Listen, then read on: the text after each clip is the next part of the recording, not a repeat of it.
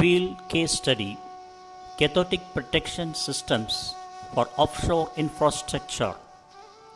Lecture by Dr.G.Subramanian, Chief Scientist Retired, CSIR, Central Electrochemical Research Institute. As offshore structure ages and the price of oil remains low, the corrosion industry is challenged to find better ways to maintain the integrity of subsea structures. In this context, better means more cost-effective. To develop most cost-effective system, we must approach the problem from owner's perspective and ask the right questions. How long does the system have to remain in operation? Are we willing to take on some maintenance work to show an initial cost reduction? Are we willing to consider a shorter life extension and repeat the process when required? Are we willing to change? Deepwater Corrosion Services Inc. USA in 2016 has pioneered many new methods for offshore cathodic protection life extension over the years, and we have learned quite a few lessons. The following case history demonstrates not only how different the solutions are, but that they share one thing in common. Each solution is the most appropriate and cost-effective for the owner of the asset. Figure 1. Image on the right side gives the view of a 20-year life extension offshore platform that was needed at North Sea platform is in 160 meters of seawater. The structure is a fixed steel drilling production platform located in 160 meters of water in the northern North Sea. The platform was installed in 1980 and was fitted with sacrificial aluminum anodes. The platform is still viable and serves as a critical hub for major fields in the area. Based on this utility, the operator required a 20-year life extension. A survey showed large areas of the structure to be inadequately protected with readings in the range of minus 0.680 volt versus AgCl in seawater recorded on parts of the structure. It was determined that the large 8-legged structure required a retrofitted cathodic protection current capacity of 7,500 amperes. Options. The first option was replacement of original aluminum-based CP system, a daunting challenge. This would entail adding over 600 gross tons of anodes to the structure. Given the advanced age of the platform, this would have required some removal of original, that is now depleted anodes, and there wasn't sufficient space on the seabed to deploy aluminum anode sled structures. After a front-end engineering exercise, this option was abandoned in favor of an immersed current cathodic protection solution, shortly called ICCP. System selection. Project costs in the North Sea are dominated by offshore construction costs, so a solution that minimized boat and ROV time, remote operating vessels, time was critical. The system selected was a newly modified high-capacity version of a buoyant anode system that has been used on many previous projects.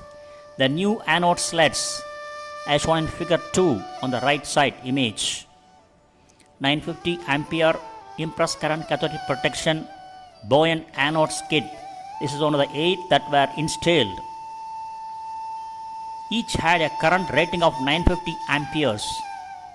8 sleds were deployed at various locations on the seabed around the base of the structure, making this the largest capacity retrofit deployment of immersed current cathodic protection on a single structure.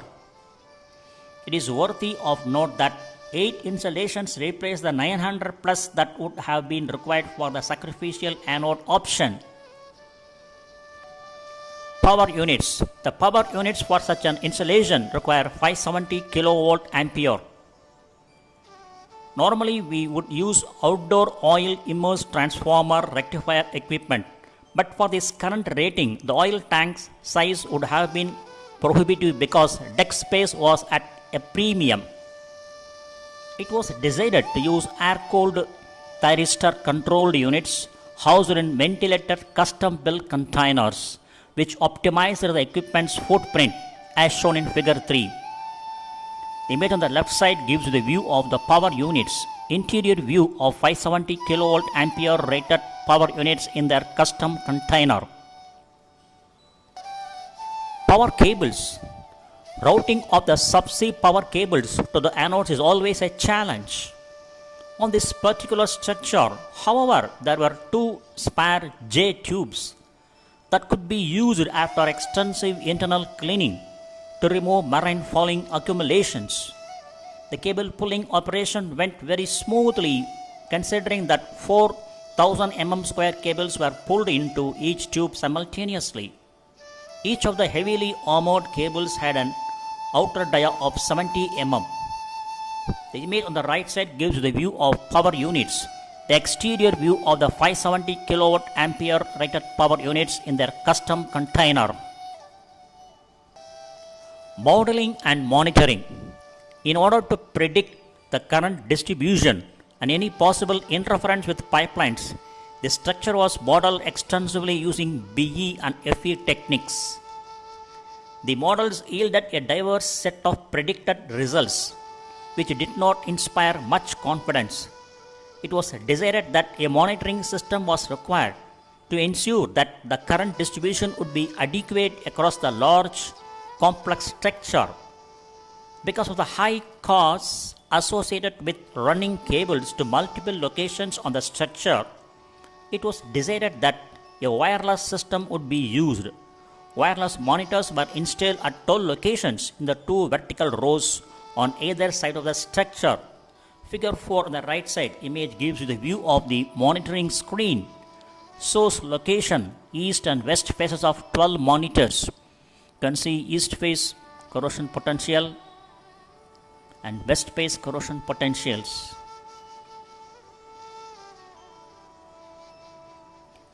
Dated 21st July 2015 at 12:51 hours. Further modeling and monitoring. The Bluetooth wireless transceivers were located on ROV installable clamps as shown below figure 5. The image gives you the view of the ROV installed wireless monitor. Note the depleted original anode at bottom. You can see anode getting covered at the bottom side, over which you can see marine fouling also.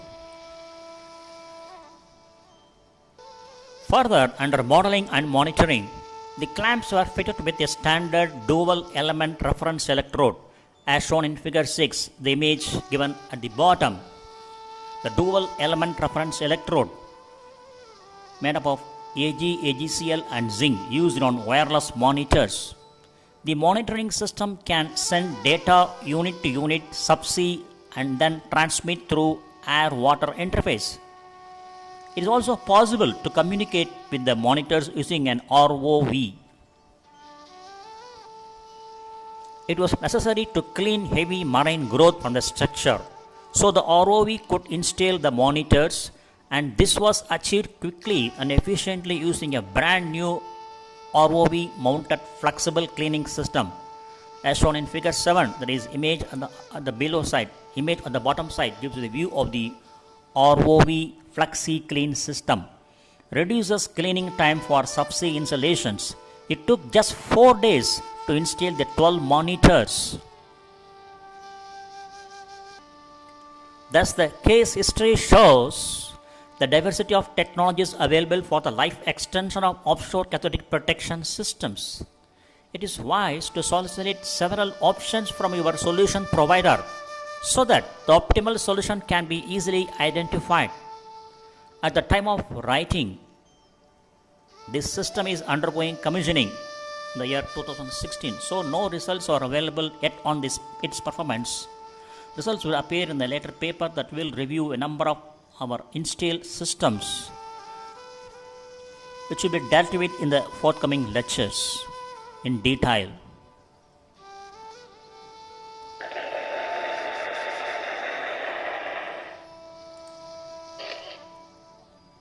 Thank you very much for watching this video, and thanks for your patience.